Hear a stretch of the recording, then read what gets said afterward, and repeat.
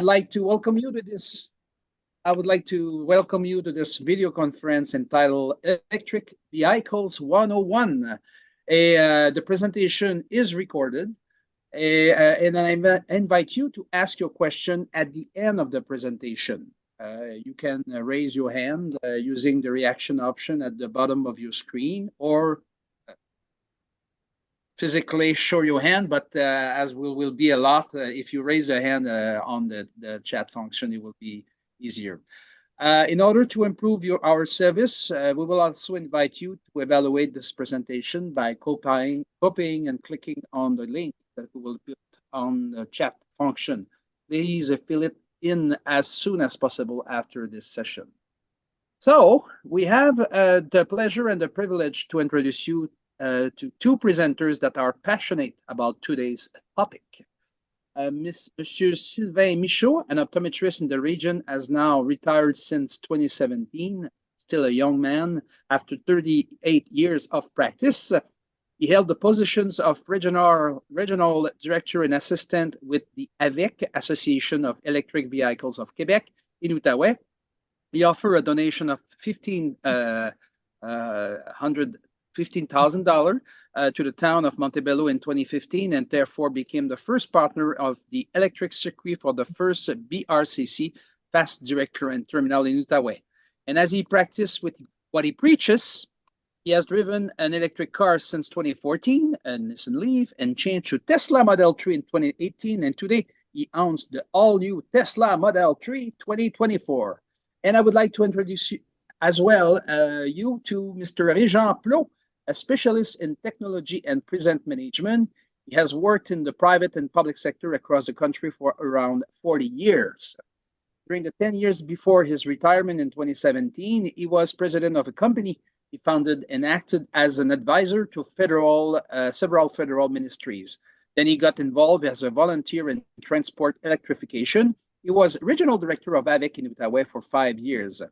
These passionate gentlemen have developed and delivered several conferences and video conferences on electromobility in the regions to members of the Outaouais Retired Academy at the Cégep de l'Outaouais, and for 3 years at the Electric Vehicle Show of the Outaouais.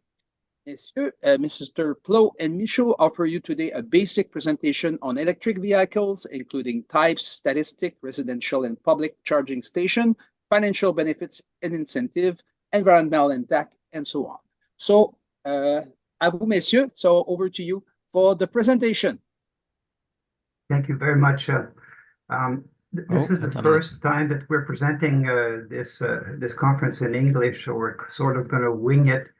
We'll do our best. Some of our slides are in English, so that shouldn't be too difficult to explain. There's about 10 of them. We have about 70 slides that we're going to go through, so we'll go at a reasonably fast speed, but we can answer questions later on at the end if you have them. There's no chat because we don't really have time to look after this time, because we have to translate on the fly as we produce this presentation. So we just ask for your patience and stick with us. We have lots of good information to provide. It's going to last about an hour, as we said, with a period of question at the end. So we can get started, Sylvain. So Sylvain and I will alternate depending on the slides, and whoever has words that come, the easiest as we go through it. So the presentation is based on our own personal experience and what we found that's available online, from government agencies, monitoring agencies, statistics. It's based on cars that you drive. We're not looking at trucks, buses, or right now we're focusing on basic cars. And it's an informative presentation, not to be a debate or a panel, but we're presenting you some information and we'll provide answers to your questions after. Okay. Okay, so we've got 10 different sections in there. We'll cover the vehicles themselves, some statistics, the advantages, financial or otherwise, impacts to the range. We'll talk about charging, environmental impact, and about the vehicle being a source of energy. So we've got lots of stuff to cover, so we'll just get right onto it. Okay, the types of electric vehicle.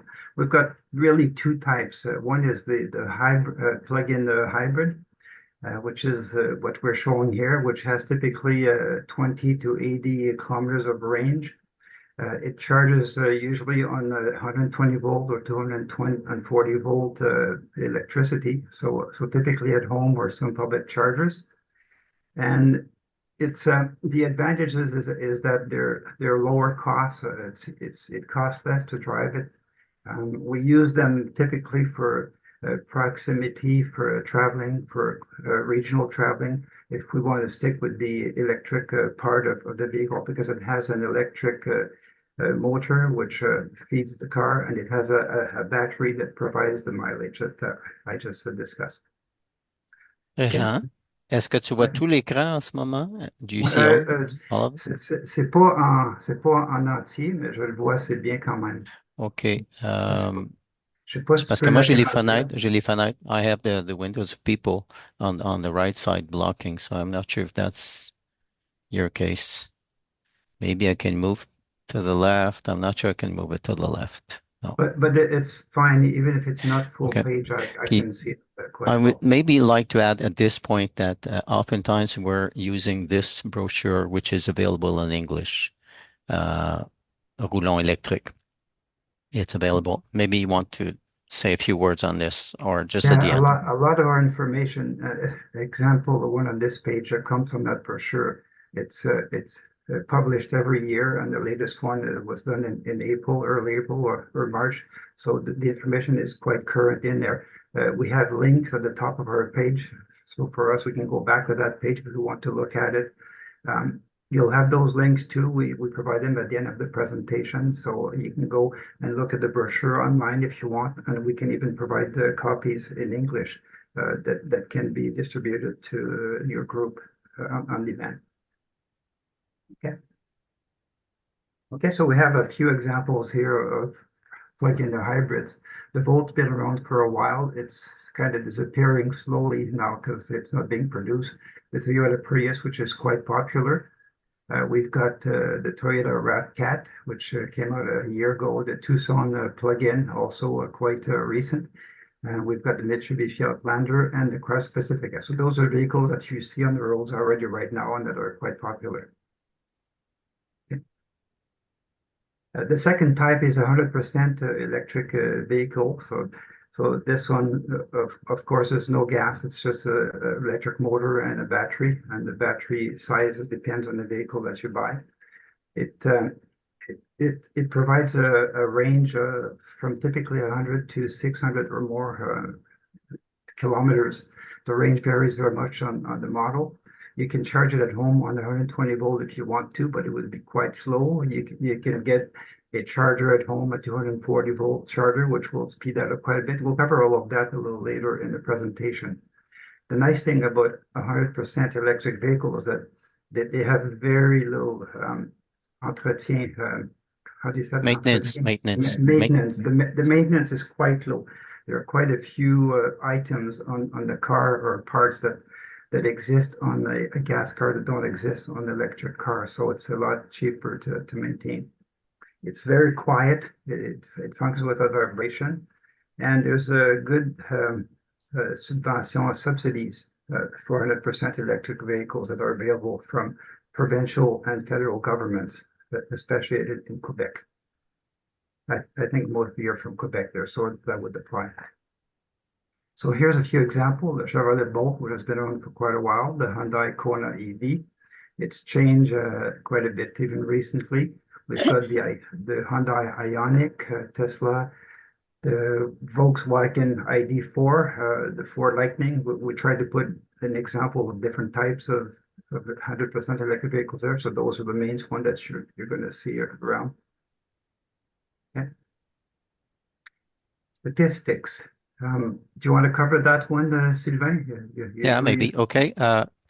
You may know that there's a Quebec association called AVEC, Association des Véhicules électriques du Québec, and they publish every trimester statistics of vehicles are on the road in Quebec province.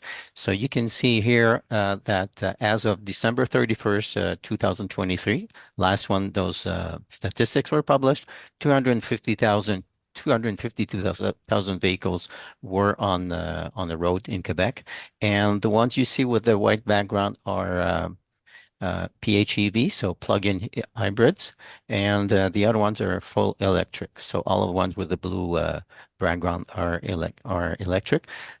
Proportion is about 70% total electric right now, 30% plug-in hybrids, which was completely the opposite 10 years ago. Okay. So those are statistics from the VEC as they publish on their site. You can see we have over 250,000 electric vehicles as of last December, end of December. In Canada, we're closing to 500,000. And at the bottom, you see where we have the chargers, the fast chargers in Quebec. We have over 1,000 fast chargers. We have superchargers, which are for the Tesla vehicle. There's about 320 of them, and quite a bunch, almost 10,000 of those level 2, the types you would have at home, which are also public to connect to. Yeah. This is the progression of the electric vehicles. It started pretty much 10, 11 years ago, 2013. There were quite few vehicles at the time, but it has grown. And you can see it's following an exponential curve. As we progress, more and more vehicles are being sold, and it doubles typically every 2 years, the amount of electric vehicles sold.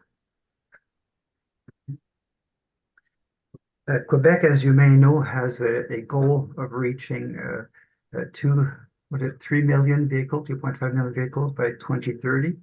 2 million on the road for 2030 and 600,000 for 2026. That's the end of the year. Yeah. And we're meeting those right now. You can see there's a blue line there at the bottom, and it shows the actual progression, which has been following and even better than the projected amounts that the government was expecting. So we're right on track to move ahead with that. Okay, these are the numbers that you just quoted, Sylvain. Yep. And the only thing to mention on top of it is 2035, end of 2035, 31st of December, all vehicles sold by after that will have to be electric, all of them. New cars, that is. And this is just another curve showing how the subsidies and the sales of vehicles reflect each other. The lines in red are the obligations from the government to produce certain percentages of vehicles per year as we move forward. And you can see that it's been the demand and the supply has been right on top of that. It's definitely following the projection. If you look at the red line that's coming down, these would be gas or diesel vehicle numbers that will sales that will go down as EV increases. It's just two reverse curves really, and you can see the progression there.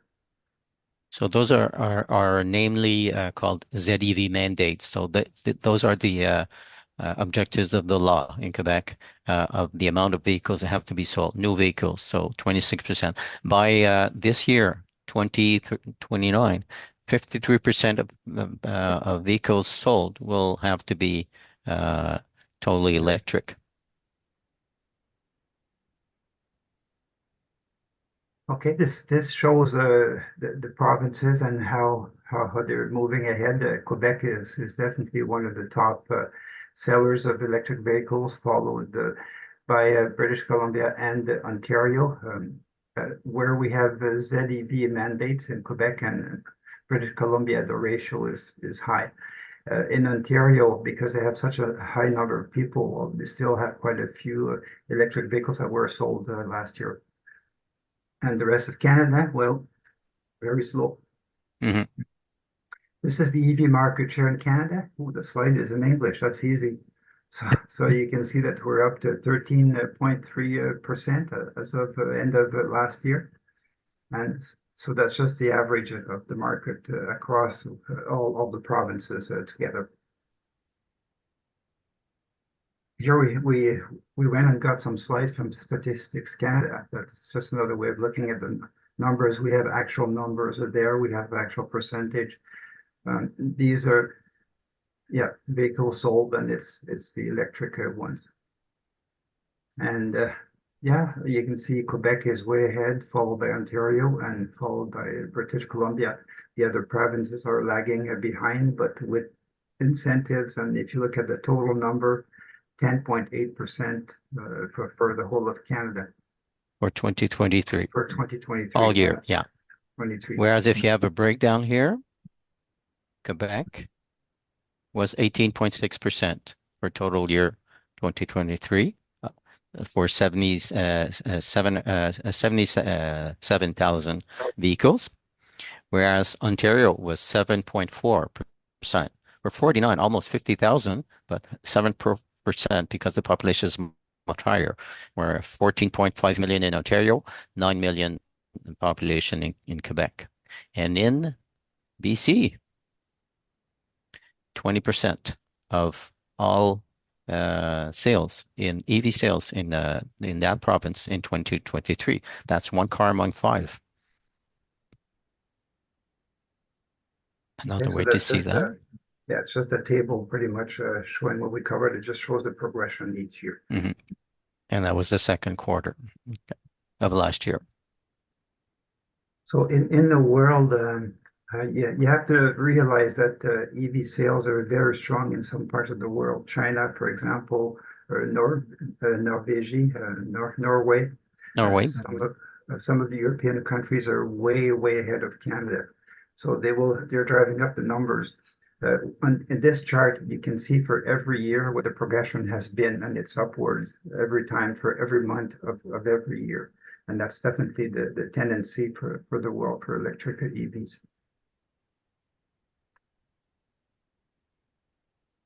Okay, so we're looking at 15.8% across the world right now. So you have to realize that some countries it's almost zero in some undeveloped countries, while other countries are at 30, 40, 90% sales of electric vehicles. It works out to about 15.8% across the world.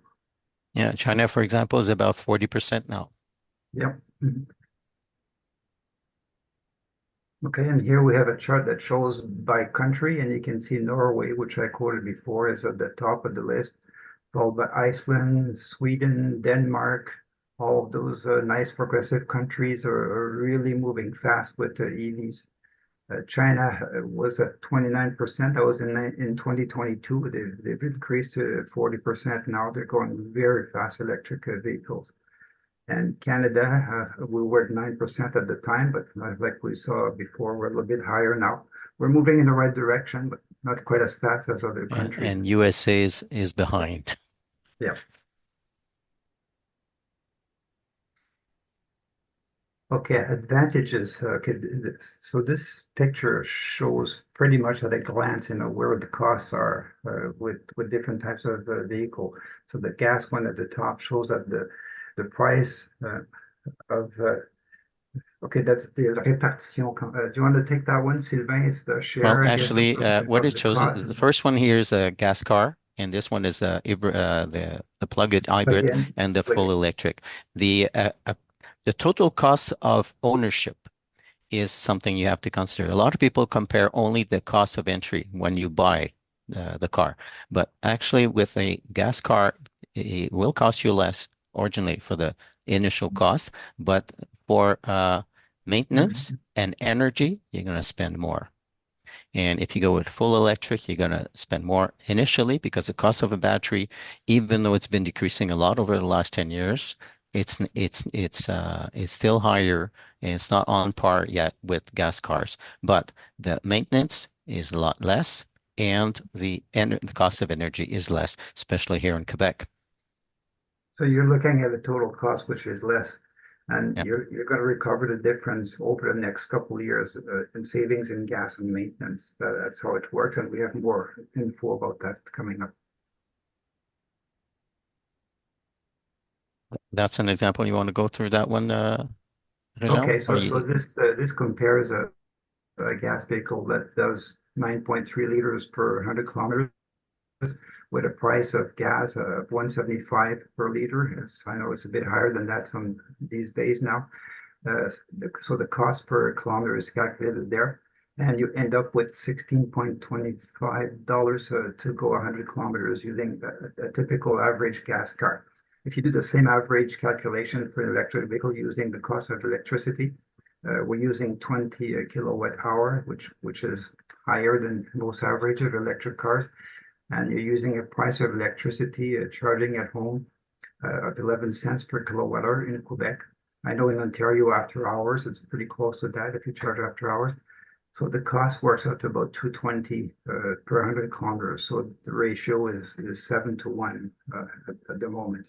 And as we know, the price of gas varies a lot up and down, while the price of electricity is quite steady. It only changes once a year, typically based on inflation. Okay, so what else changes? Well, there's none with the electric vehicle. The brakes don't wear much. They can go $200,000, $300,000 on the original brakes without needing changing. They only need to be cleaned typically every year or two.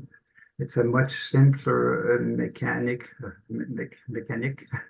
Yeah, the mechanic is simple. To the right, you can look at the size of an electric motor compared to the complexities of a gas motor, where you need, a lot of stuff to cool it, to remove the gases, the pollution, and so on. So electric is way simpler. So a lot of things that you find in in a gas car, you won't find on an electric car, 100% electric car, especially. You might find some of those in a hybrid, but it won't be quite as complex. It works. So there's less oil changes, for example, in a plug-in than you would find in a gas-only car. So, but the 100% electric is best. It's kind of obvious from the picture. Rebates. Go ahead, Sylvain. Rebates. Well, in Quebec, because I'm informed that I'll attend this. Everybody listening this morning is speaking English, but living in Quebec. The rebates are $7,000 for a brand new 100% electric car. This is changing as of early next year to down to $4,000, and in 2026 down to $2,000, and completely eliminated after that. As of the last provincial budget, we heard a few weeks ago. As for Canada, there's a rebate of $5,000 for a electric car, and it was supposed to end at March 2024 this year. Actually, it's been with the new budget with Mrs. Freeland a week ago. It's staying until 2025. So for this year and next year, 2025 until December 31st, $5,000 rebate for the purchase of a new electric car. That adds up to the provincial one. So as of now, you can go up to $12,000 rebate if the car qualifies as far as the price. The price must be lower than $65,000, the base price. It could be different for Canada. You may refuse to have the $5,000 rebate if you are having a company or business. If you have a business, you have a if you're a business, business owner. yeah, or if you're a autonomous worker, you may have a rebate, a form of amortissement. How do we say amortissement in English? It's a tax reduction, It's a which is going to tax be much rebate. higher than Yeah, that. and it could be something in the level of $15,000, $20,000 reduction. So it's really important. But a lot of people don't know about that. Even people who are representative in dealerships don't even know about this one, but that exists. So it's very important to know. As far as having a Charger, a home charger, it is $600 rebate for a home charger in Quebec, and that has not been changed with the provincial government. So it's very important to verify on this website because an English version is very probably available also, and it changes. It changes from time to time, so it's important to verify before you're going to proceed with buying. Comparison here. That was done a year ago. by I seen that presentation a few weeks ago, and Daniel Breton was there with an entity, not sure it's Energy Canada or Mobility Electric Canada. yeah, he's from mobility. He's from Mobility Canada, Mobility Electric, but it was another company. Anyway, they did a comparison of the Bolt EV, which is full electric car, 2023 versus the Toyota Corolla hatchback 2023, and you can see the retail price is higher on the Bolt. That's the original cost, but after you adjust for the rebates. And you compare it to the Corolla, which has no rebate, even though the retail price original is less, the total cost of ownership over a 10 years period, they calculated, was a much big difference. After 8 months, you get the break-even point. So a lot of people, oftentimes they say electric cars are not cheap, they're expensive, but they only consider the retail price and they don't go through the total ownership cost. So it's very important to look at that. Okay, you want to go through this one, Réjean? So these are like the most popular vehicles you'll find on the road these days, and there's a cost associated with them. You also have on the right side a graph that shows the most common gas vehicles that are on the road, and you have associated prices for them.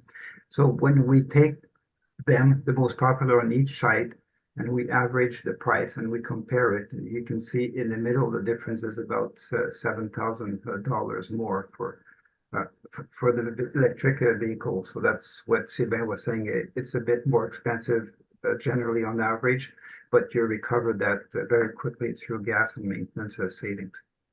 As time goes by, you'll see the difference will be much less. Each year, the difference will be much less until they expect in 2025 or 2026 that they will be at the same level for the same price. Yeah, they will be on par, and that's basically because the cost for batteries to produce batteries is in reduction, and the amount of cars, the volume of cars that are built is increasing. So the more you increase, the more the manufacturer can lower its cost, and that goes to the consumer.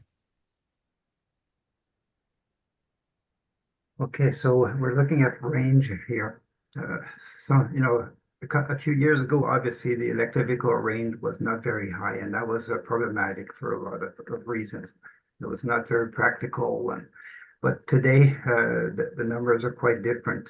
You can see as some of them will do up to 1,600 kilometers. That's a small two-person vehicle that's on sale right now in the US. So that's a huge amount of range.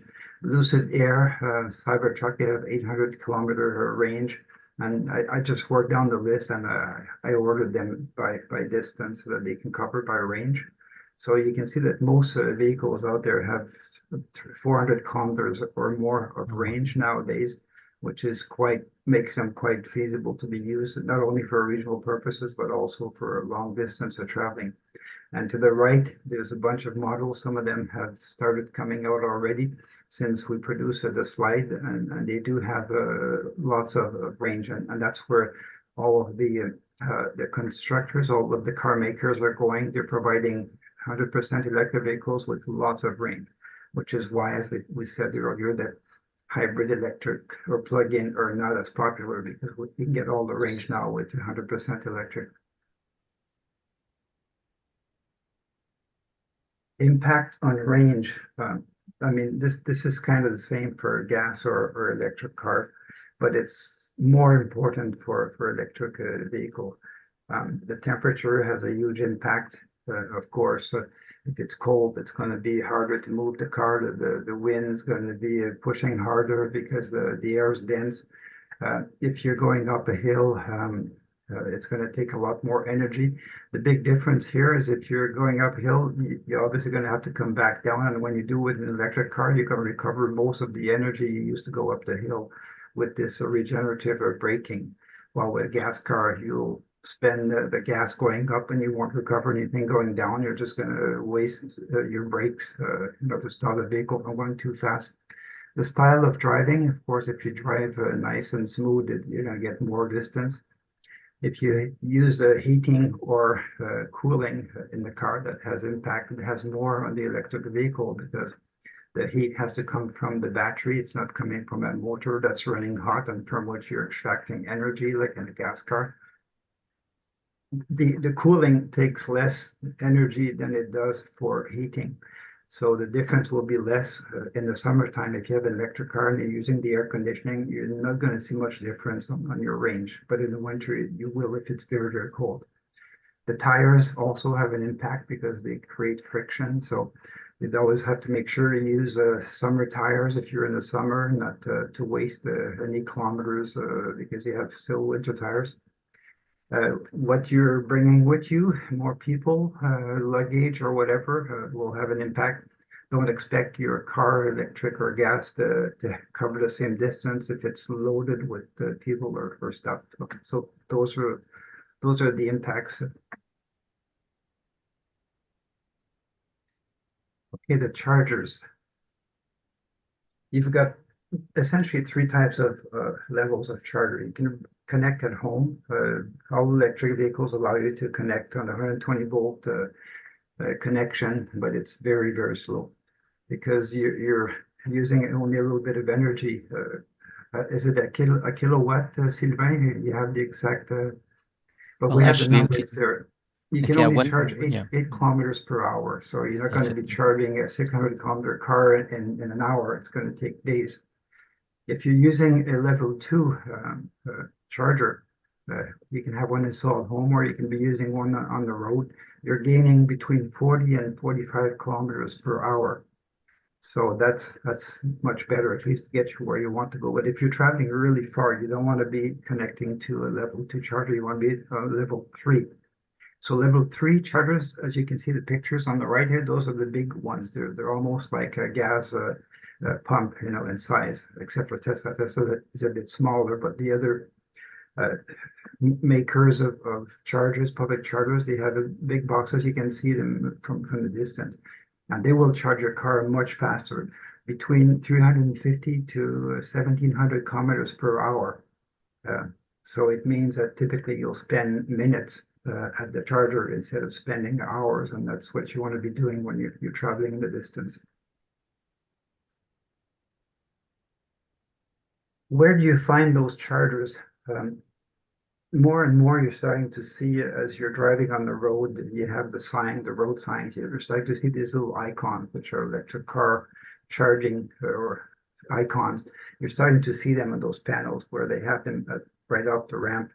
But you can look also at application on your phone or on your computer, and you can see where all the chargers are located. There's different applications. I tend to like PlugShare. It works better for me. It's more complete. It includes all the chargers from all the different charging manufacturers.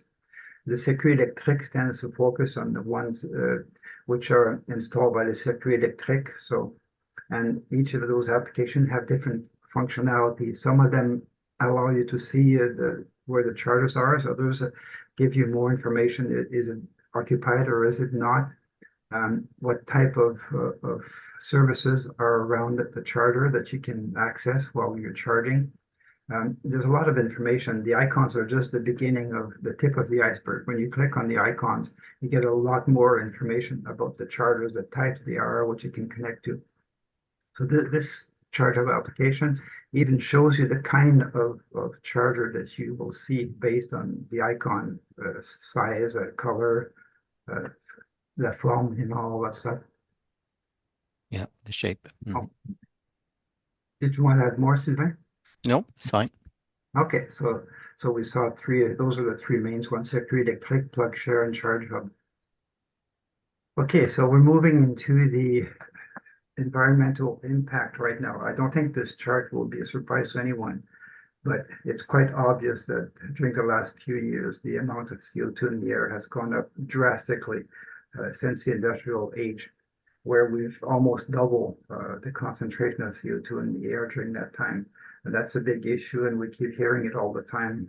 And that's why electric cars are very interesting, as they are a method, a way of reducing the amount of CO2 that goes in the air.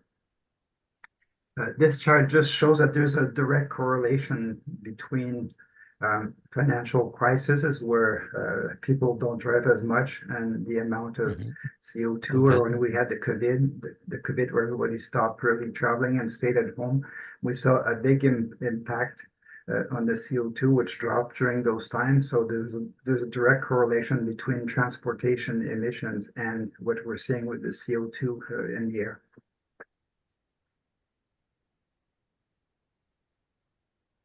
Okay, so she's over 15 years. Okay, these are the amount of GES, of CO2, which are being emitted by the different cars over a period of 15 years. And so you have the Tesla 3 and Tesla Y, the Bolt EUV, the Hyundai Kona, which are all at the low end, which there's a certain amount of CO2 which is produced when you build a car. So when you take that in account and you distribute it over 15 years, although you're not putting CO2 in the air, the building of the car creates a certain amount of CO2, and it depends on the vehicle type. So obviously, if the vehicle is smaller and it's more efficient, then and it took less material to build, of course, you're going to see a lower amount there. You can see that when you're with the plug-in hybrids, it's more than it exactly is with the full electrics. And if you go the regular hybrids, which are not plug-ins, or if you go with the gas cars, well, the numbers go higher in consequence. Yeah, they'll go higher because of the emissions that are being done every time the vehicle is being driven, as opposed to the electric vehicle, which doesn't have those emissions. Okay, Sylvain, you want to do that one? In Quebec, that's the amount of carbon dioxide emissions in Quebec. 43% of them are associated with transportation. So that means basically cars and trucks and SUVs. And you can see in Canada, the portrait, where you have here the The gas. the production of gas and the transportation are the big two factors for the emission of gas of CO2. And the energy in Quebec, well, for transport, which is 24% of the energy in Quebec, 97% of it is from petroleum, from petroleum gas. products. Yeah, that's it, products. That's really where we have to work if you want to reduce the amount of carbon dioxide. And where we have to work also is on the size of vehicles. You can see that the proportion of trucks and SUVs has been increasing over the years. It's a big fraction now. And the proportion of vehicles, so cars, you don't see much small cars anymore on the market. Ford and other ones, they've stopped producing them, at least for the North American market. And the fraction is getting smaller all the time. So that's just having an impact on more and more carbon dioxide. Comparing here the electric vehicle with the combustion car, the electricity in Quebec is very clean. It's hydroelectric, so it's not producing CO2. So that's a comparison, something you'll find again in the brochure that we have a link to give you at the end of the presentation for. This one, that's a study was done and published January 2022 for the American states, 50 states in America, where they don't produce electricity much by hydro. They produce it now more and more solar, but they're more with charbon. With coal. coal and other sources of energy. So the study showed that after 19,000 miles of usage, the electric car becomes beneficial compared to the combustion car.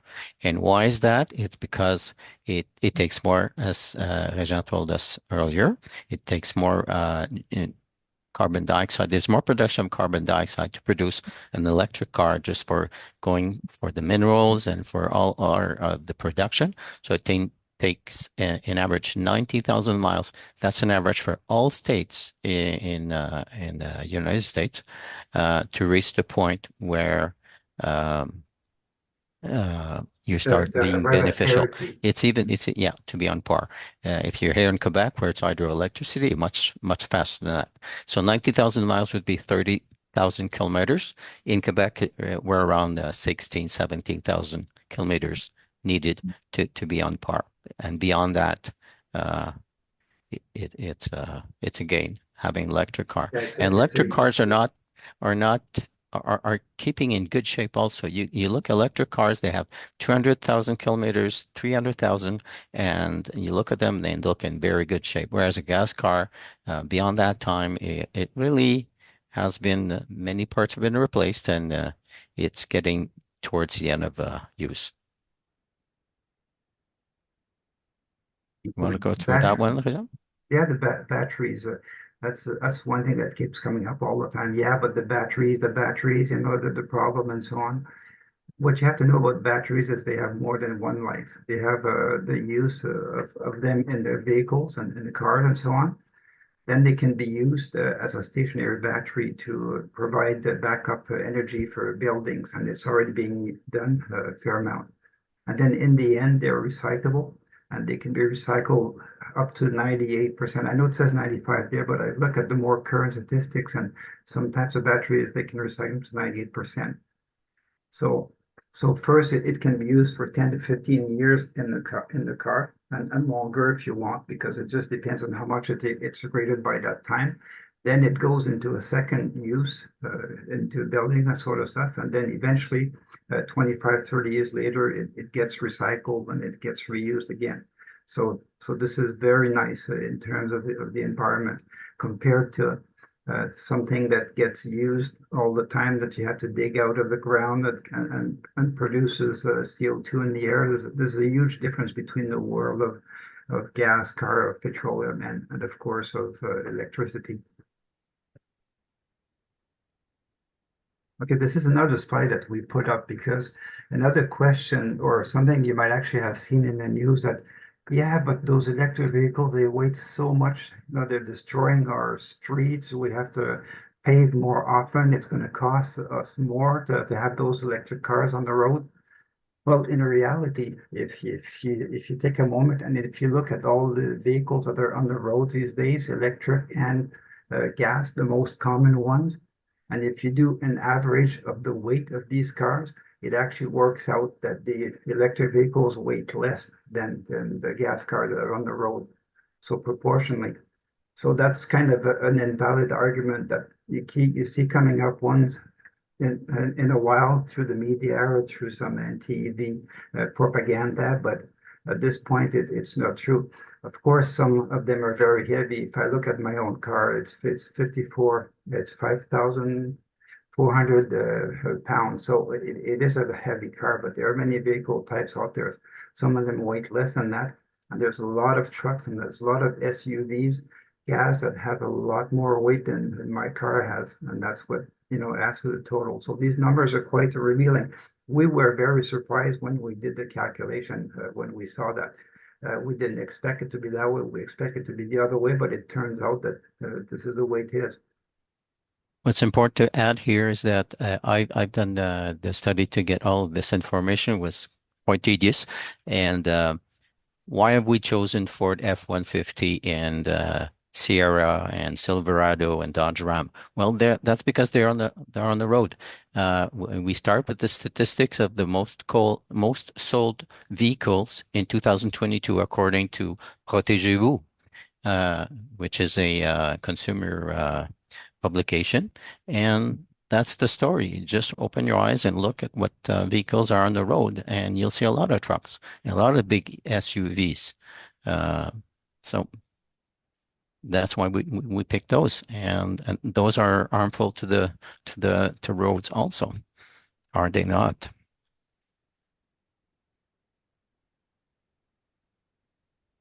Okay, Okay, so yeah. so the electric vehicle has one advantage that a lot of people in yours don't think about. They are like a generator of clean energy. The energy that you put in battery can be used to move the vehicle, but it can also be used to do other things, like supply power to your home when there's an outage of the network. You can provide the energy to appliances that you might be using while you're camping and doing that kind of stuff. You can actually charge other vehicles that might need the energy also with directional connectors, bidirectional connectors. You can use them to provide energy to the Hydro-Québec or whatever provider of electricity you're connected to. And actually, in the world out there, there are standards that have been put in place for all the things that I mentioned to you. And they're English acronyms, vehicle to home, vehicle to building, V2B, V2L, vehicle to load, vehicle to vehicle, V2V, and vehicle to grid. So they are standards that are in place for the equipment that will be used to connect the cars to provide that. When I bought my Ioniq 6 car a couple months ago, I also purchased the adapter that can come with the car. It was an option, but it does allow me to do that. All I have to do is plug into the car connector, and out comes this thing, and I connect an extension in it, and I can bring power to whatever I want in my home. So it's something that can be very practical. At least 4 or 5 times in the last few years have I used my own car, electric car, to provide energy to the house when we had power failures. We now have solar panels and a battery, so the need is not there as much, but I can still connect my car to my solar system so that it will add to the energy that's available to supply my home. So very interesting things that you can do now that were not possible before. Okay, what is electrification? Can we say that in English, electrification? Yeah, I think so. The transition to electrical things. It's affecting every aspect of our lives. We're covering cars, but cars are nothing. They present a huge part, of course, of driving, but you have the trottinette, you can see pictures there. You have bikes, you have scooters, you have all terrain. You have snowmobiles, buses, campers, planes, boats, all the tools you use at home to do the work outside. They can all be done electrically as opposed to using a gas motor to power them.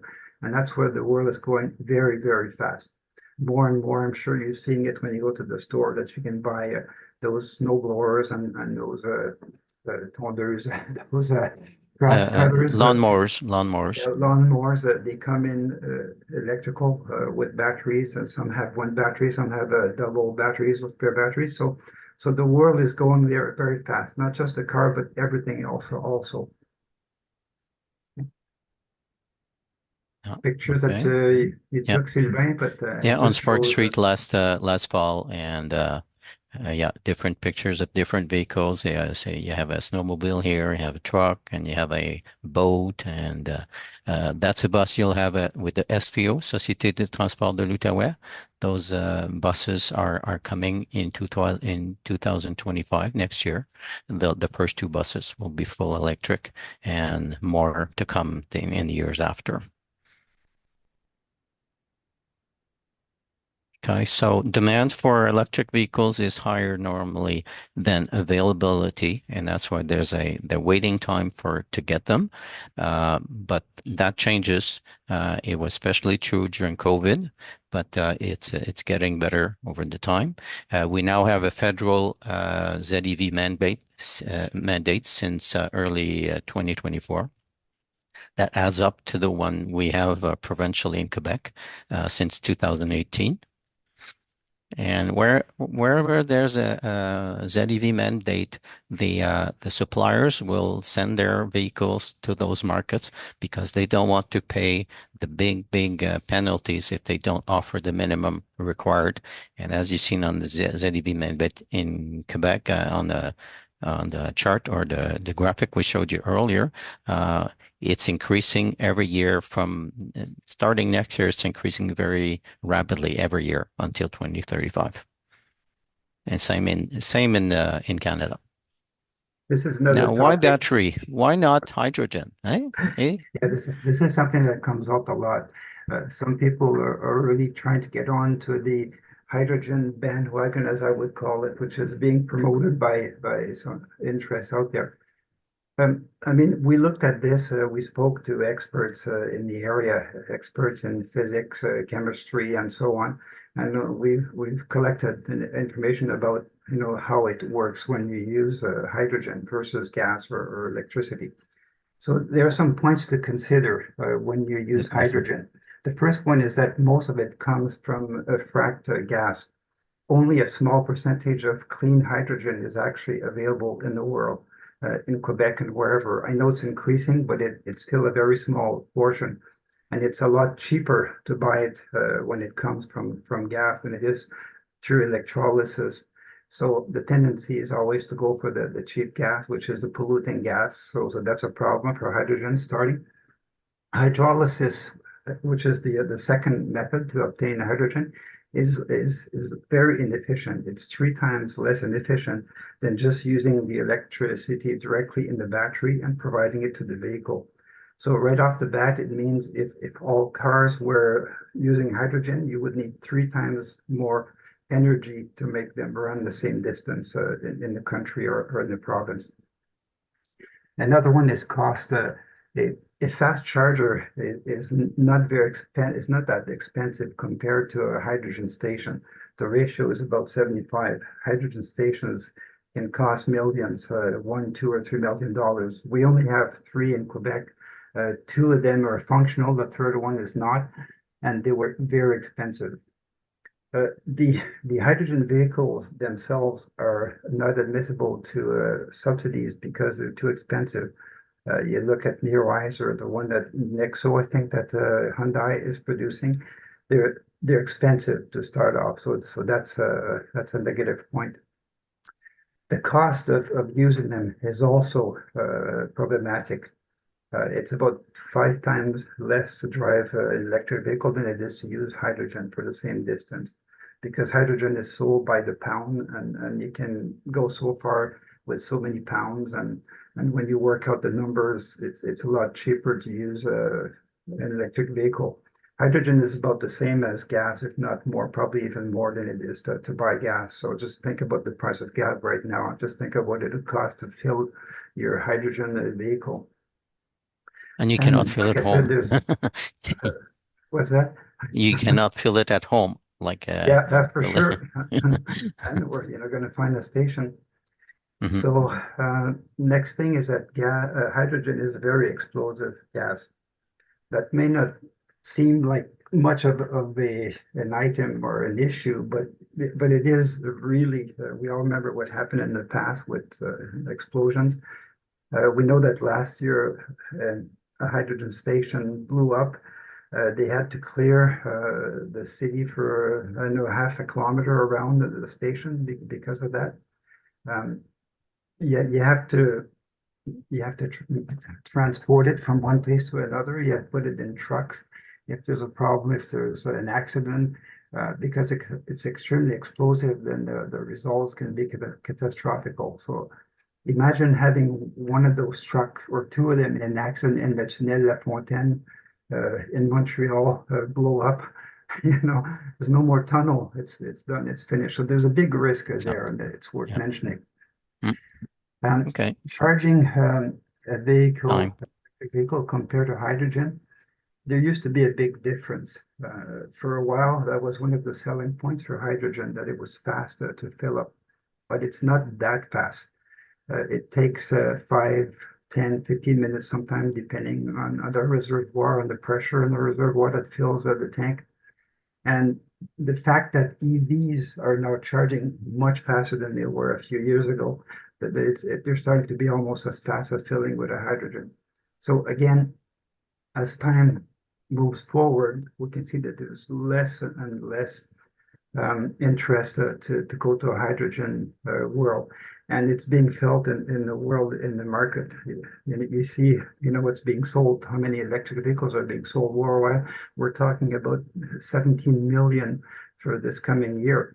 And electric hydrogen cars, if the numbers were like 2,000, or 2,000 cars worldwide, there's just no comparison. And it's quite obvious where the world is going. Okay, that's just going through Yeah, it's just the same a thing. picture just Yeah. showing, if you have to provide hydrogen, you can capture it from a solar panel like you can for electricity going to an electric car, but it has to be stored, it has to be transported, it has to go into a station, and it has to move in the car. So all those pieces add complexity and danger, of course. Efficiency. Efficiency. Want to take that one, Sylvain? Well, actually, direct electrification go with an electric car. You're going to be a lot more efficient. The use of electricity that you is and transferring it into efficiency into moving the vehicle is a lot higher. And hydrogen, you lose a lot. And just because you use a lot of electricity just to produce the hydrogen is something where it's not efficient at all. And diesel and power. So this is a a graphic that we see often That's an whenever we read. efficiency chart. Yeah, It yeah, just shows that using electric motor is way more efficient than yeah, anything else out there. yeah. And as you said earlier, the production of hydrogen in Quebec, well, most of it is not. It's not through water. It's not hydrolysis. It's through natural gas or naphtha, and that's to do a fill up. And that was an article from Le Soleil, which is a newspaper in Radical. In Quebec City, and saying the very first hydrogen test filling and was not very conclusive. And danger, yeah, explosions do happen. It did happen here in Norway, so that's on a uh, French country News, site, Automobile Propre. newspaper. Yeah. Mhm. So those are what we're taking to our source of references for producing this production. And since this presentation is enregistré, I'm not sure we say that in English, Film but Recorded. recorded. recorded. Recorded. Since it's recorded, well, you'll have access to all of those. Okay, and lots of them can be in English also. Those are showing what our path was over the years. Réjean was with the first electric car was 8 years ago with the Leaf 2016. The autonomy was 170 or 180 kilometers at the time. He switched to Yeah. Kona in 2019, 420 kilometers. He's now with the Ionic from IND also, which has 581 kilometers autonomy. EPA. That's the very EPA. That's my very last fill up with my Prius, which was not a plug-in hybrid at the time. It was a hybrid car, and I switched in 2000 to the Leaf, Nissan Leaf, which was a version before this one. So the autonomy was only 130 kilometers.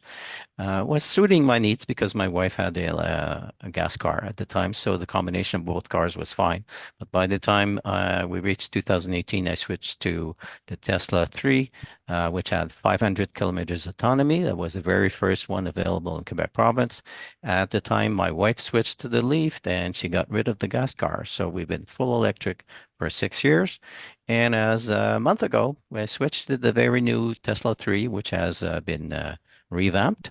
And my oldest son is now using this car, which still has around 480 kilometers autonomy, where it had 500 originally. So it didn't lose much over the years, even though it's true that electric cars lose autonomy over the years. It's not necessarily drastic as some people would like. you to know. And this is my family. That's the boys club. And everybody's electric now, since we have 6 cars for 6 adults, and all of them are electric. Okay, ready for questions. All right. Thank you, messieurs, gentlemen, for sharing your knowledge in this very important subject. So, as Mr. Pleau and Michaud mentioned, it's time for questions. So you can raise your hand using the reaction option or at the bottom of the screen. That's the 2 way to go. So there you go. Let's start. May I just, well, just a second, may I just say that in the chat, you'll have the link to fill out the survey, the evaluation survey, so it's there. Some of you want to start now.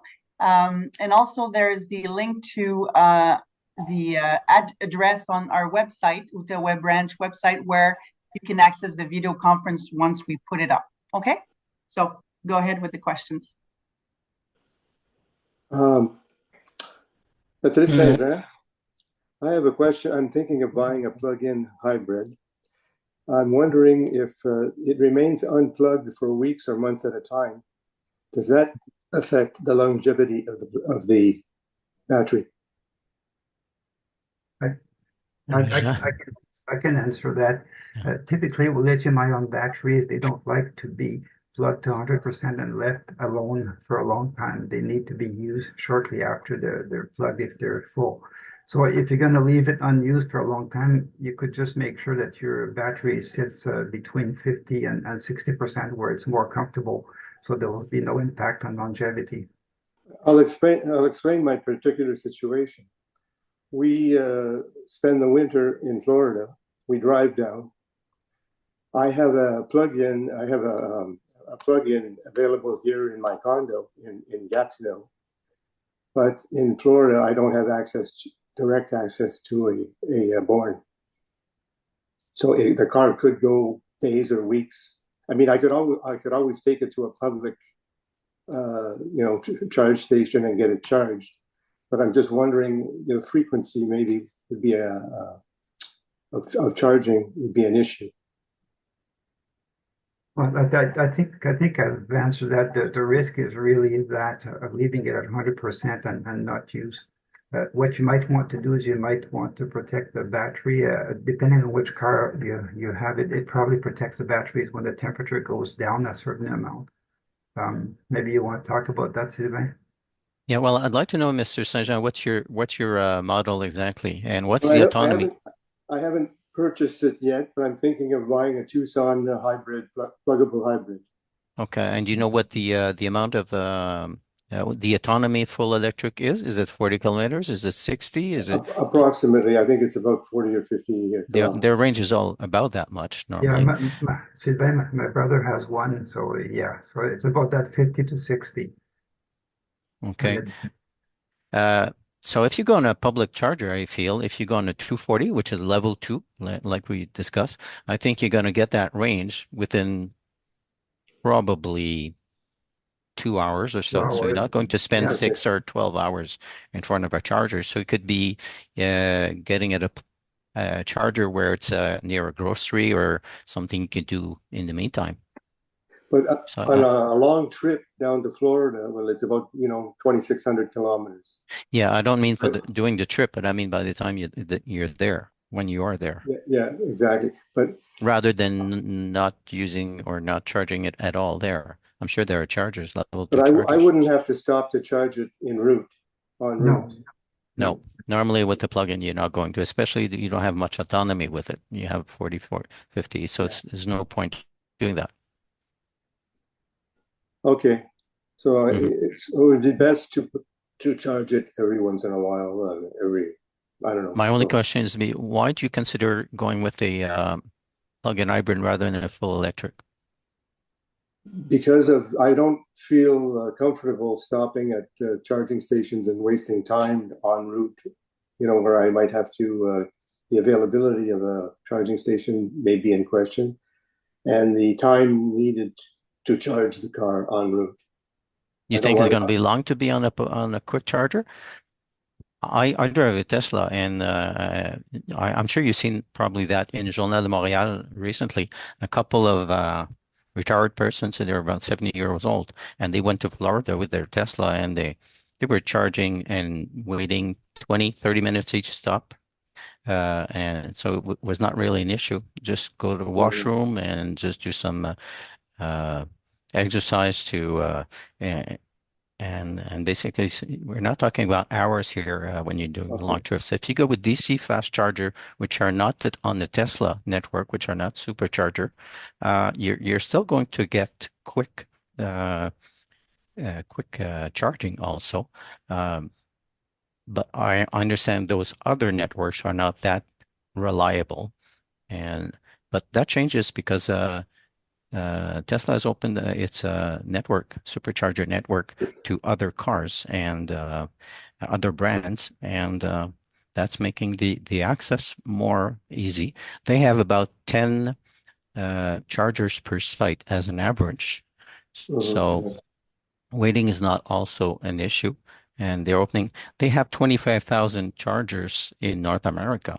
They have 50,000 over the world, but they have 25,000 in North America alone, and 15,000 of them have been available, or made available for non-Tesla cars. And it started around with Ford last year, which make an agreement with Tesla, and then Rivian and other one, and GM followed, and Hyundai followed at the end of the year also. So they all went to that new standard, which is called J3400. It's actually the Tesla type. Yeah, I can understand the reluctance. It's a bit of a different world, and for the first trip you have to do some good planning using maybe an application like a Better Route Planner. The chargers are fast. The cars are charging fast. On my Ioniq chargers is as fast as any Tesla, if not more. So I wouldn't be wasting much time. I'd hardly have enough time to eat something if I stop.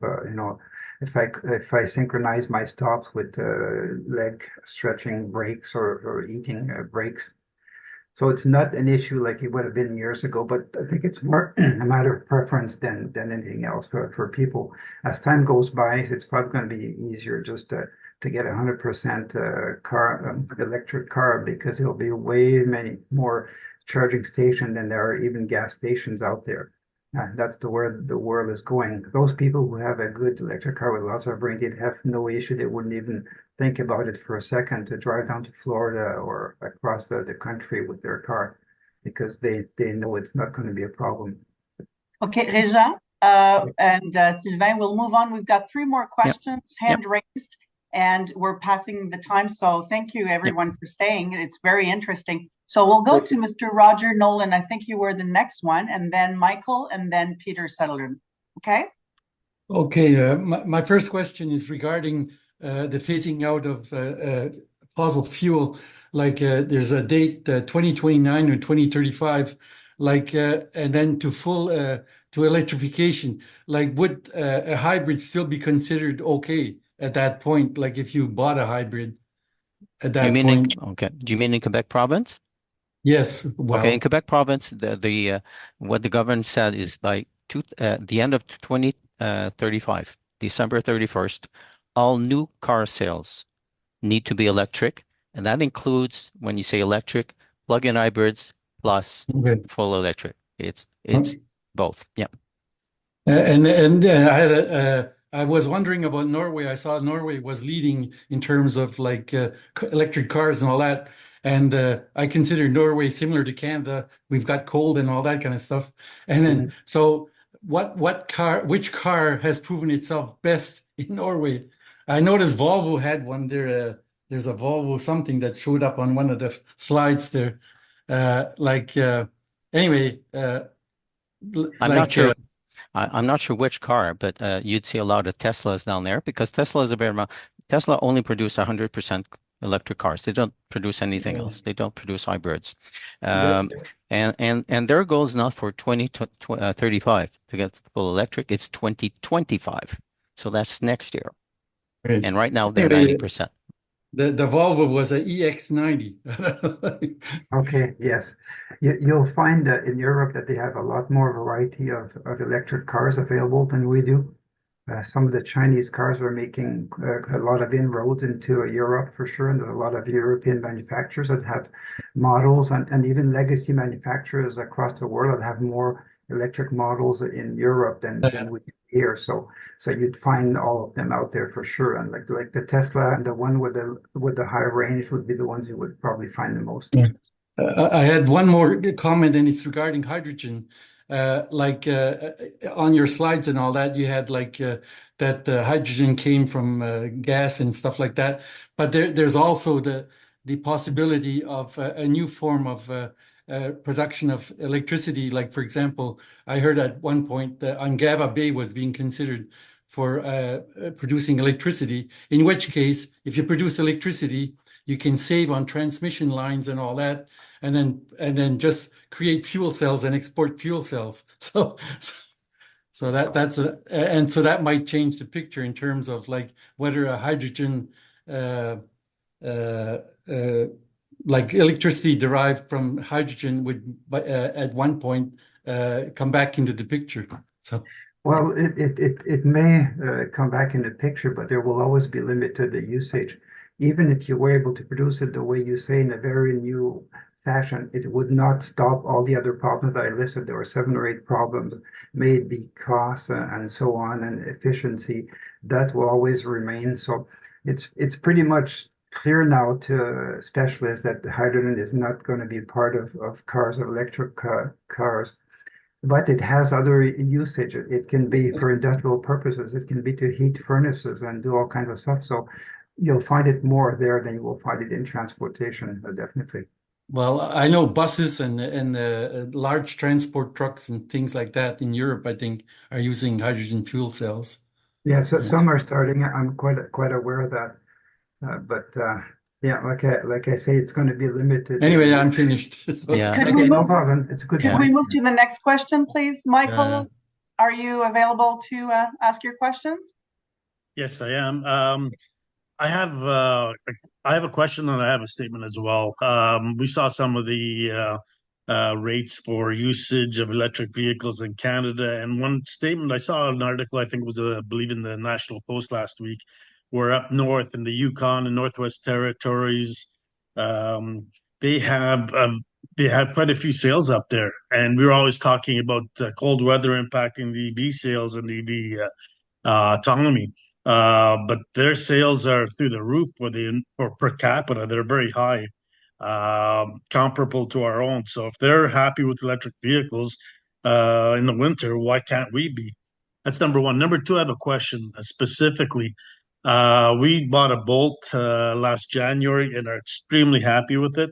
And I'm looking at getting an Equinox, but the possibility might be we might not expect delivery before January. With the announcement that Monsieur Legault made that he's going to be cutting back on the rebates next January. How was that being met politically? Is that going to be rescinded, or will that actually be in place? That's my question. Thank you. There's actually a lot of pushback from people. There's pushback from all of those firms and all of the industrial section that deals with EVs, that provides extreme incentive for jobs in electrification. So all those people are not quite happy with that. If you pick up your car after the December 31st, you will get the lower subsidy. The date that you actually get the car at the dealership is what determines the subsidy you're going to get. So those would be my 2 answers. So we don't think that'll be cut back, that cut in the... Well, it might. If there's enough pressure out there, and there is a lot of pressure, the speed at which the electric vehicle prices comes down also has almost a direct impact on all this stuff. If the vehicles are starting to be on par with the gas vehicle faster than expected, well, then there's no need to keep those incentives, and people may not care as much about it. But at this point, this year and next year, the difference is still there. So what organization would have preferred is to see a more gradual decrease than to have big chunks of decreases like that. And it's in that sense that they've asked maybe the government to review how it's being done, to do it more gradually. Thank you. Okay, we're next to Peter Sutherland. Okay, actually, it's Pauline. I will ask the question. I'm in a condo association, and the condos, immeuble multi-logement there, they only had 100 amps, and somebody had installed the une borne, that must be a station, I guess, in English. Une borne de recharge. Okay, borne de recharge. You can speak French. Okay. We understand French. Okay. And but they had 240 volts, so we found out that it wasn't safe. So we got them, for now, temporarily, they brought the numbers of volts down. They could work directly on it for safety. And so it's a 240. They brought it with an electrician. Meanwhile, everything gets settled. But what happens is that the co-owner would have to pay about $5,000 to pay an electric upgrade, so that he could bring the amps to 125, I think, then it would be safe. So right now he's not cooperating, but what we would like to know is if there are subsidies for that part, because I know for a main charging station, they do have subsidies, but if it's their personal one for the electrical upgrade, would there be any subsidies or something? Would you know that? Do you want to take that one? It's every time you're in multi-purpose well.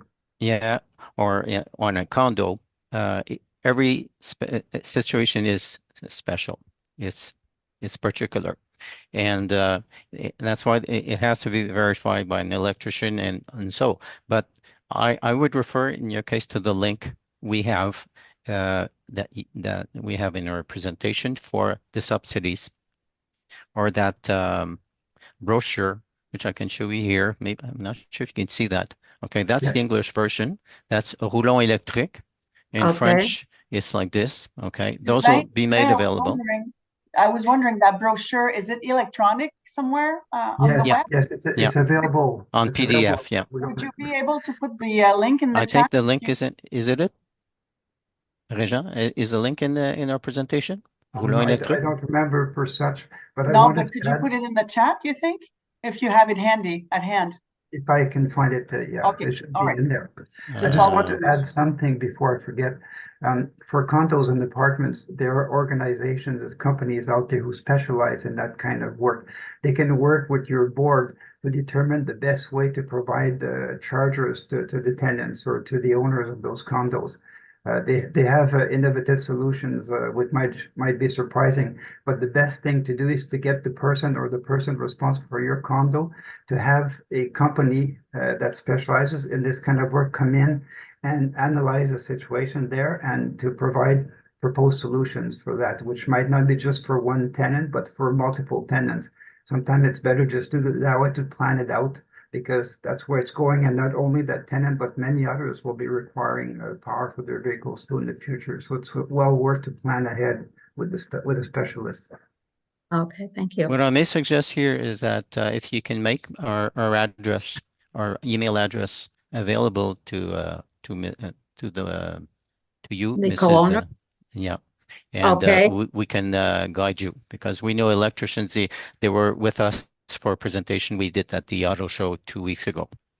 Okay. In Gatineau, and we had a special presentation on that, on on condos and recharge. And that's a special situation. So we know at least 3 electrician places where they specialize in that. Yes. Okay. Okay, thank you. Yeah, but was another question? Was there? Was that the last one? I think there was another one. Yes, I believe it is the last one. Okay. Was it? I'll put, Sylvain, I'll put your email in the chat right now. Sure. I just got it, so when to get it. Your Gmail address, correct? Yeah. Okay, so it's in the chat. Okay, all right. Madame? So, Andre, you want to close? Yeah. So thank you very much, Mr. Pleau and Michaud. Excellent presentation with very detailed presentation. Teach us a lot about that very popular topic at this moment. And as Lynn mentioned a few minutes ago, Just a reminder to, in order to improve our service, we invite you to evaluate this presentation by copying and clicking on the link that appears in the chat function. And please, if you can fill it as soon as possible, it will take only 1-2 minutes to complete. And just to remind you that the presentation and the recording of the session will be available in the next few days on the Federal Retirees Outaouais webpage and on our YouTube channel. So merci encore and thank you again, and see you next time. Bye-bye. Bye-bye. Bye-bye. Thank you, everybody, to